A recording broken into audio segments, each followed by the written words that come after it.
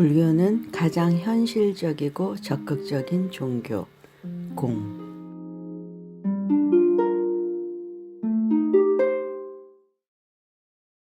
지혜로운 이는 모든 것이 무상하며 모든 법이 공하여 나아가 없음을 관찰하고 모든 형상에도 집착하지 않느니라. 근수보살의 개송. 참 난감합니다. 지금까지는 별 고민 없이 생각이 흐르는 대로 이미 활자화된 글을 옮기는 듯한 심정으로 써왔습니다. 아공의 설명도 공을 염두에 두지 말자고 말씀드렸습니다. 충분히 가능하다고 믿었기 때문입니다. 그런데 이번에는 경우가 다른 것이 개송에 공이라고 한 글자로 명시되어 있습니다. 어떻게 접근하고 설명을 드려야 할지 막막하고 만 하루를 머릿속에 공이란 번뇌가 가득 차 잠도 제대로 잘 수 없었습니다. 실은 그런 마음 자체를 벗어나라는 것이 공을 설하신 의도임을 분명히 알면서도 말입니다.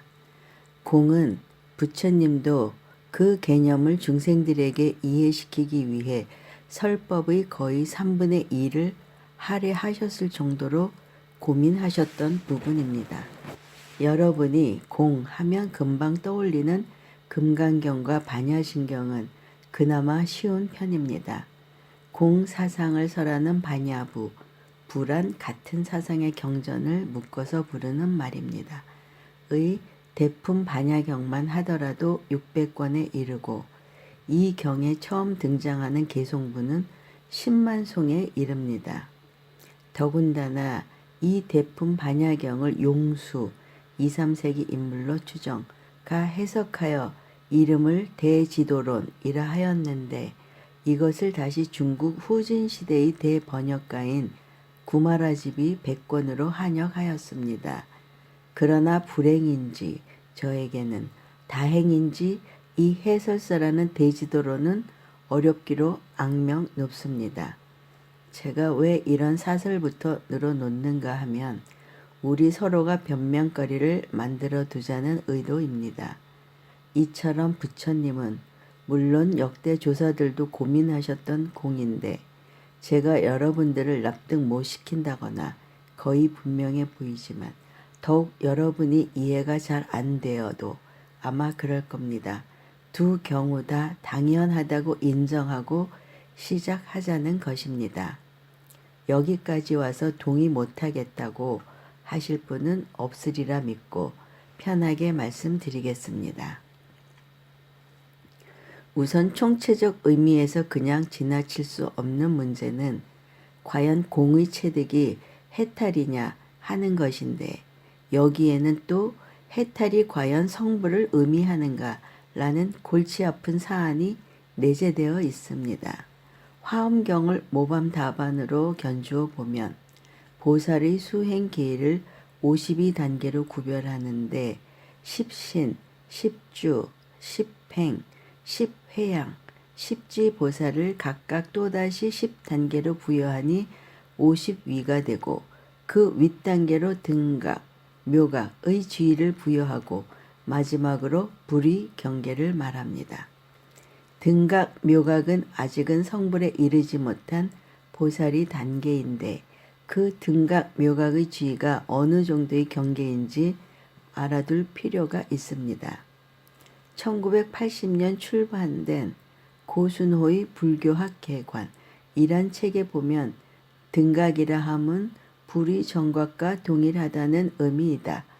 불타의 신통을 다투면서 항상 본경에 주하나 아직은 불타라 할 수는 없어서 불타에 비하면 보살이나 십지에 비하면 불타인 것이다.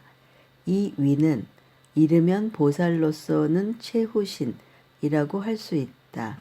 묘각이란 지극히 묘한 각이라는 뜻이니 일체 번뇌를 다 끊어 없애고 지혜가 원만하여 스스로 깨닫고 또 남도 깨닫게 하는 모든 각행이 원만하여 불가사의한 무상정각의 불이이다.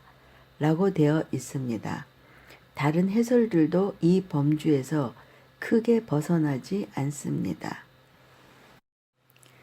그렇다면 공의 체득이 곧 불법의 만사를 해결시켜주는 수행의 끝이 아닌 것 같다는 것이 저희 결론입니다. 이 문제는 그냥 지나치기에는 대단히 곤란한 것이 많은 스님들과 학자들이 금강경이나 반야신경의 해설서에서 공을 체득하면 그것이 바로 수행이 완성되는 깨달음이다. 이다라고 강조하고 있기 때문입니다. 그렇지 않다라는 제 견해를 뒷받침해 줄 자료 하나를 더 제시해 봅니다. 이번에는 학자의 논고가 아니라 유마경의 한 장면입니다. 그때 유마힐이 집에 한 처녀가 있었는데 여러 어른들이 설법하는 것을 보고 듣고서 그 몸을 나타내어 하늘의 꽃을 여러 보살과 대제자들 위로 뿌렸다. 꽃이 보살들 위에 이르렀을 때에는 다 땅으로 떨어져 내려갔으나 대제자들 위에 뿌려진 꽃들은 제자들 몸에 붙어 떨어지지를 않았다. 그래서 제자들은 자기네 신통력으로 그 꽃을 떼려고 애를 썼으나 떼어내지를 못했다. 그때 천녀가 사리불에게 물었다. 왜 꽃을 떼어내려고 하십니까? 사리불은 대답하기를 이 꽃은 불법에 합당하지 않소. 그래서 이것을 떼어내려고 하는 것이오. 천녀가 말했다. 이 꽃이 불법에 합당하지 않다고 말하지 마시오. 왜냐하면 이 꽃 자체는 분별 따위를 하는 일이 없소. 당신이 스스로 분별상을 일으키고 있을 따름입니다.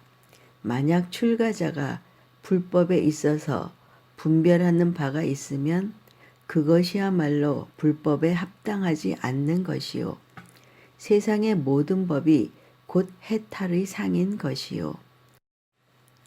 만약 분별하고자 하는 마음이 없을 때 그것이 곧 불법에 합당한 것이요. 저 보살들을 보시오. 왜 꽃이 달라붙지 않느냐 하면 그들은 이미 일체의 분별상을 끊어버렸기 때문이요. 비유컨대 어떤 사람이 겁이 많다고 합시다. 그러면 귀신이 곧 그 허점을 치고 들어오는 것이요. 이와 같이 제자들은 생사를 두려워하기 때문에 물질, 소리, 냄새, 맛, 감촉의 느낌에 집착함이 그 허점을 노려치고 들어오는 것입니다. 이미 두려움을 떠난 사람에게는 이 5가지 집착이 아무 짓도 하지를 못하는 것입니다. 번뇌망상의 나쁜 습관이 아직도 남아있기 때문에 꽃이 몸에 달라붙는 것뿐입니다. 번뇌의 악습이 다 없어진 사람에게는 꽃이 달라붙지를 않습니다. 유마 거사에게 모질게 당하는 상대는 바로 부처님의 10대 제자 중 하필이면 반야신경의 주인공인 사리불이니 불쌍한 사람은 사리불이 아니라 바로 우리 중생입니다. 분명 공이라면 한수하는 사리불도 이처럼 무참히 망가지는데 그 이유를 유마경에서는 불법에 대한 분별이라고 표현하지만 그 상대가 사리불이라면 공에 대한 집착 때문이라고 단언해도 시비걸 명분이 없을 것입니다. 공이 불법의 맞는 열쇠라고 철석같이 믿는 우리 중생은 망가질 것조차 없는 가련한 처지가 분명하다는 말씀입니다. 이제 공에 대한 설명을 시작하겠습니다. 공은 연기법의 연장선에서 이해하는 것이 가장 보편적인 방법입니다. 연기란 서로 의지하여 일어난다 라고 간단히 풀이할 수 있습니다. 대부분 이것이 있으므로 저것이 있고 저것이 없으면 이것도 없다 라는 식으로 설명하는데 이것이 오히려 참말로 저것과 헷갈리게 해 이해하기가 여간 거시기한 것이 아닙니다. 아주 상식적인 예를 들어보겠습니다. 이 글을 읽고 계신 분이 남자라 가정하면 아버지, 아들, 이모부, 고모부, 형, 동생, 아저씨, 사장님, 선생님, 학생, 사위, 장인, 남편, 총각, 독자, 주인, 손님 등등 중에서 어디에 해당하십니까? 적어도 몇 개는 해당되고 또 몇 개는 전혀 상관이 없는 호칭이라 생각하실 것입니다. 그중 우선 임의로 하나만 뽑겠습니다. 나는 아들이다 입니다. 그런데 이 경우는 부모라는 극히 한정된 상대가 나를 그렇게 인식한다는 뜻입니다. 나이 들어 결혼하여 자식이 생기면 부모님이 돌아가시게 되고 그럴 경우에는 나는 아들이 아니라 아버지가 됩니다. 즉 내가 나는 아들이다 라고 인식하는 것 자체가 상대적이고 한시적이라는 말씀입니다. 이번에는 나는 남편이다가 뽑혔습니다.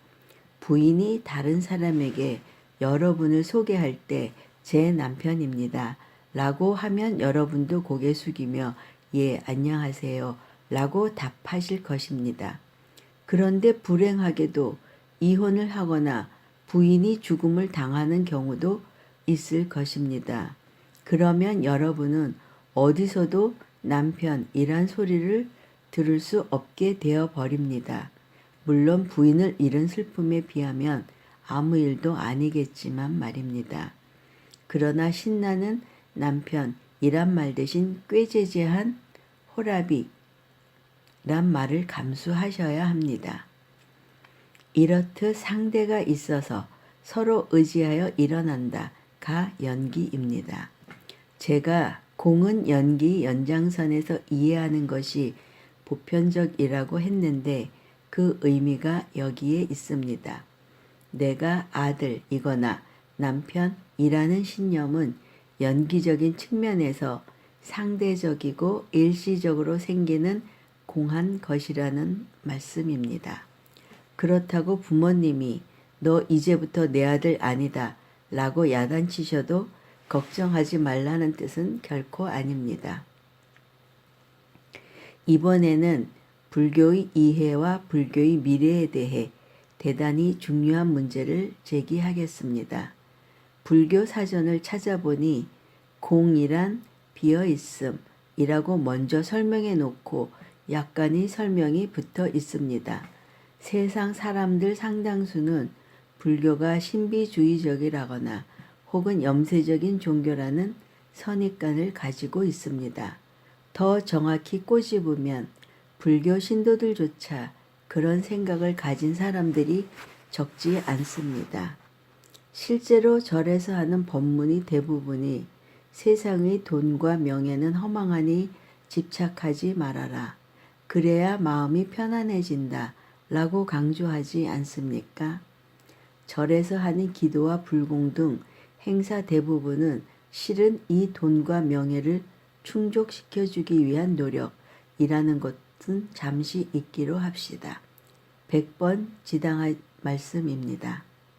문제는 절에서 이런 법문을 듣고 현실에서도 집착하지 말아야 될 정도의 돈과 명예를 가진 사람보다는 돈을 악착같이 벌어야 마음이 편안해질 사람이 더 많아 보인다는 것입니다. 이것도 제 눈병 탓으로 돌려야 할지 난감합니다. 요즘 세상 모든 분야에서 본질보다는 본질 외적인 문제가 본질을 호도하는 경우가 다반사입니다. 종교도 마찬가지라 생각합니다. 공연히 남의 종교 예를 들어 스스로 품위를 잃지 않으려면 자기 종교를 거론하는 편이 현명합니다. 더군다나 저는 당당한 승가의 일원이니 제 생각이 잘못됐을 경우 누군가 나서서 저를 일깨워주면 제 잘못된 공부가 바로 잡힐 수 있는 계기도 될 것이니 저로서는 손해볼 일도 아니지 않습니까? 부처님 당시 승단을 유지시켜주고 부처님께서 돌아가신 후에도 승단이 지속될 수 있는 틀을 마련해 준 이들은 바로 경전에서 장자라 불리는 신흥 부호들이었습니다. 부처님은 더 구체적으로 10원의 수입이 있으면 생활에 우선 쓰고 일부는 다른 이들을 위해 쓰고 남는 3원은 미래를 위해 저축하라고 분명한 가르침을 내리셨습니다. 막말로 돈도 있어야 보시를 할 수 있고 남을 도와주려 해도 내 코가 석자이면 무슨 수로 도울 수 있단 말입니까? 그러니 불자들은 나뿐만 아니라 전혀 모르는 남을 위해서라도 가장 열심히 돈을 벌고 더 열심히 노력해야 한다는 말씀입니다. 아니 스님, 모든 것은 무상하다고 여기 개송에서도 말씀하시는데요. 라고 묻는 이가 있었으면 좋겠습니다. 맞아요. 무상합니다. 돈도 명예도 다 무상합니다. 그러나 슬픔도 고통도 번뇌도 무상한 것입니다. 한국의 불교는 왜 능동적이고 현실적인 불교를 설명하지 못하는지 안타깝기 짝이 없습니다. 부처님은 길에서 태어나서 길에서 사시다 길에서 열반에 드셨습니다. 불교만큼 인생에 적극적인 종교는 없습니다. 불교만큼 실천적인 종교도 없습니다. 부처님이 평생이 중생 구제를 위한 순례는 예수님의 순례와는 비교도 안 됩니다. 예수님의 무대가 이스라엘과 팔레스타인 일대가 전부였다면 부처님의 무대는 그 몇십 배에 해당됩니다. 예수님은 나는 유일한 왕이다 라고 해서 처형당한 것으로 알려져 있습니다. 로마 제국의 황제들은 자신들이 믿는 여러 신들이 있었기 때문에 처음에는 그래 내가 왕이면 나는 신이다 라고 생각하며 전혀 관심을 두지 않았습니다. 그들이 예수님을 처형한 이유는 예수님을 따르는 무리들이 정치 세력화할 수 있다는 권력의 위기 때문이었습니다. 예수님이 정신적 혁명가였으면 분명합니다. 하지만 예수님은 제도권을 겨냥한 어떤 적극적인 액션을 보인 적은 없습니다. 그러나 부처님의 경우는 다릅니다. 실제로는 권력자의 입장에서 보면 예수님보다 훨씬 더 위험스러운 인물이었을 것입니다. 그 이유는 말할 것도 없이 부처님은 오랜 카스트 제도의 철폐를 주장하였고 적어도 자신은 그것을 행동으로 보여주었기 때문입니다.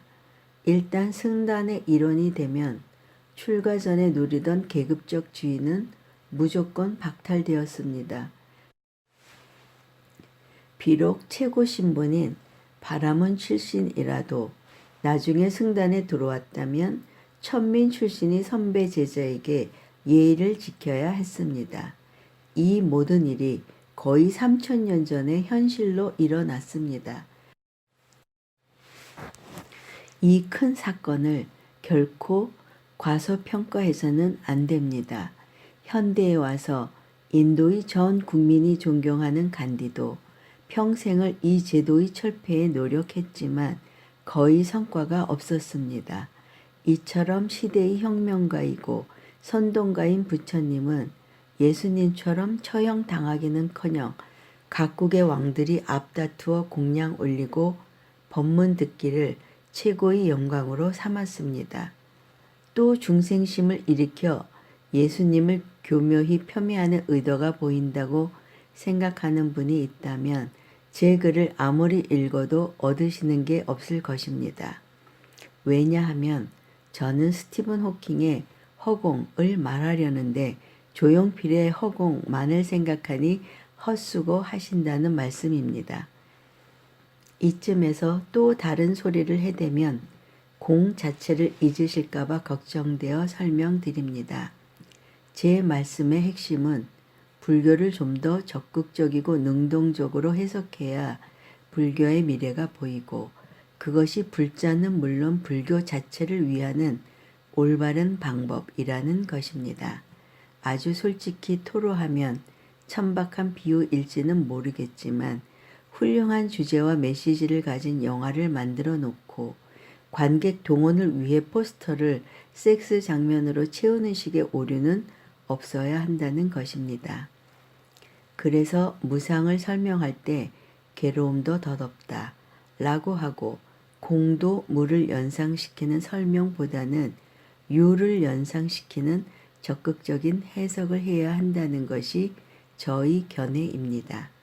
즉 너무나 우리의 생각과 언어적 한계를 뛰어넘는 범주이기에 우주의 공간을 말로 표현할 수 없듯이 그 말할 수 없는 실상을 공이라 한다 라고 설명하는 것이지요. 다시 말하면 유에 대한 집착을 견제하기 위해 공에 대한 무적인 설명을 무려 2000여 년 동안 해왔으니 이제는 방법을 바꿀 때도 되지 않았느냐는 것이 저희 주장입니다. 그런 생각의 연장선에서 사유하면 법화경이 본래 이름인 묘벽실상연화경이 얼마나 기막힌 이름인가를 실감하실 것입니다. 여기서 묘법은 진공묘유이고 실상은 견재상비상입니다. 그러니 법화경이 화엄경과 더불어 불교의 진수를 담고 있는 최고의 경전인 것입니다. 이제 잘 정리해 보십시오. 실상을 이해한다면 금강경 반야신경의 공과 법화경의 실상을 모두 이해하는 것입니다. 실상이란 간단하게 말하면 있는 것을 있는 그대로 보는 것을 뜻합니다. 알 듯 모를 듯하고 게다가 지루하기까지 하니 우스갯소리를 예를 들어보겠습니다.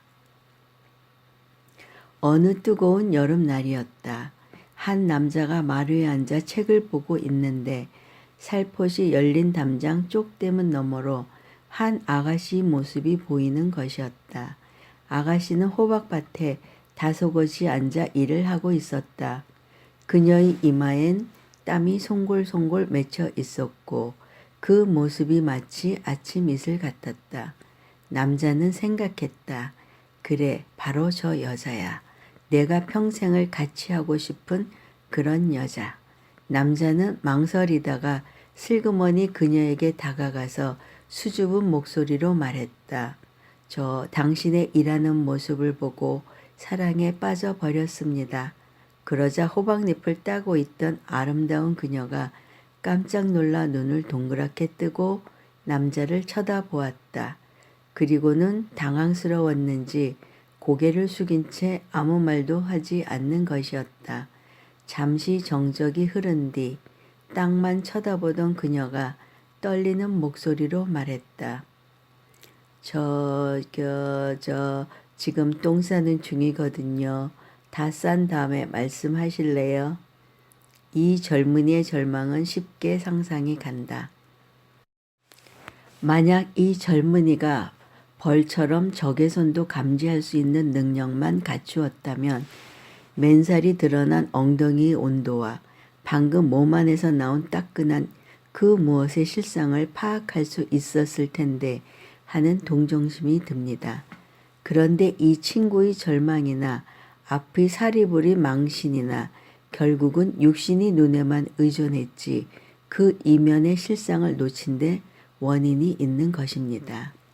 반야신경에는 오온, 감각기관이 모두 공한 것을 지혜로 비추어 보시고 일체의 고통과 액난을 떨쳐버리신 관자재보살이 사리불에게 색, 수, 상, 행, 식이 모두 공함을 알라고 강조하고 계십니다. 이는 색, 수, 상, 행, 식이 없다는 것이 아니라 색, 수, 상, 행, 식의 실상을 있는 그대로 볼 줄 알아야 한다 라고 설하시는 것입니다. 여기서 또 하나 지적해야 하는 문제는 색이 공할 뿐만 아니라 나의 지식까지도 공하다는 점을 잊지 말아야 한다는 것입니다. 그런데 대부분은 색, 즉 물질이 공하다는 것만을 설명하는 데서 그치고 식도 공한 사실은 거론조차 하지 않으니 자꾸 식, 생각에 대한 집착으로 공을 이해하려 하는 당연한 모순이 반복되는 것입니다. 그리고 더 나아가 유식학의 아르야식에 반복하여 집착하는 이유가 되기도 합니다. 초보자들은 무슨 소리인지 모르시겠지만 불교 공부를 좀 했다는 사람들의 병통이 바로 여기에 있습니다. 당연히 공부에 진전이 있을 수 없습니다. 이 단계가 공부의 중요한 고비인 이유는 여기까지 오면 좀 보일 듯 하기도 하고 이것이구나 하고 나름대로 확신을 하기 때문입니다. 다시 강조하여 말씀드립니다만 수행은 어떠한 확신이 오는 순간 그 마음이 바로 마가 될 수 있습니다. 개송의 해설에 충실하지 않고 자꾸 문제 제기만 더해 골치 아프게 한다고 탓하시는 분이 계실지 모르겠습니다.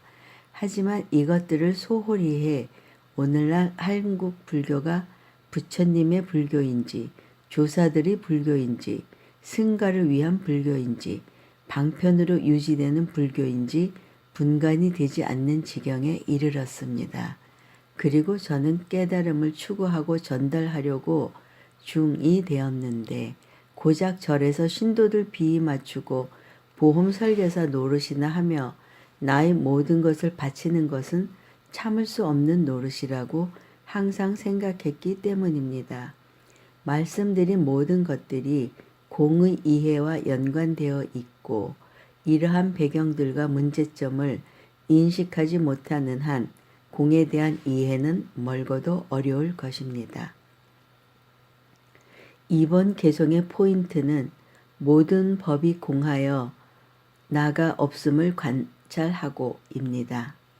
이 말은 반야신경의 모든 법의 실체는 공한 것인데 그 공하다는 것은 나지도 없어지지도 않고 와 아주 똑같습니다. 다시 말해 법은 영원하며 일체의 모든 것을 다 포섭한다는 의미이고 그래서 감히 무엇이라 이름 붙일 수도 없고 형상적으로 설명도 할 수 없다. 즉 존재 자체, 실상가 다 법이다라는 대긍정의 단어가 공인 것입니다. 저는 불교의 경전에 무수히 나오는 공이라는 단어가 한자로 번역되는 과정을 거치지 않고 산스크리트어나 팔리어에서 바로 한글로 번역되었으면 빌공 대신 분명히 다른 의미를 가진 우리말로 번역되었을 것이라는 아쉬움과 확신에 차 있습니다. 개송 끝 부분에서 모든 형상에도 집착하지 않느니라 라는 말도 형상이 없다는 뜻이 아니라 형상에 집착하지 말고 그 뒷면의 실상을 보아야 한다고 강조하고 있지 않습니까? 욕심 같아서는 실상에 대해서도 마저 헤쳐보고 싶지만 이쯤에서 그치도록 하겠습니다.